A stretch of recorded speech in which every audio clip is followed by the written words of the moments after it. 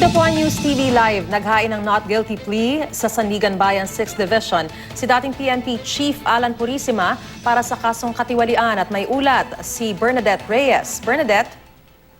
Paris, naghain nga ng not guilty plea sa Sandigan Bayan 6th Division si dating PNP Chief Alan Purisima para sa kasong graft kaugnay sa umano'y maanumalyang kontrata para sa pag-deliver ng mga PNP firearms license card. Naghain din ng not guilty plea ang mga kapwa-akusado ni Purisima na sina Napoleon Estiles, Alan Pareño, Gil Meneses, Ford Tuazon at Melchor Reyes.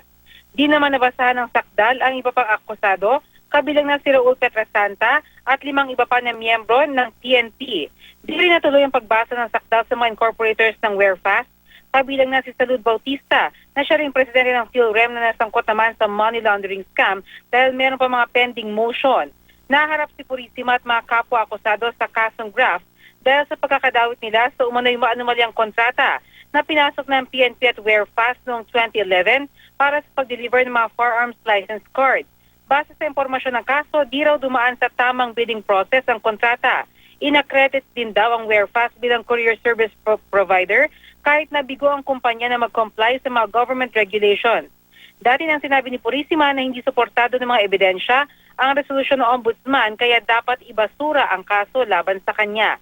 Itinakda naman ang pre-trial sa October 13. Mariz? Maraming salamat, Bernadette Reyes.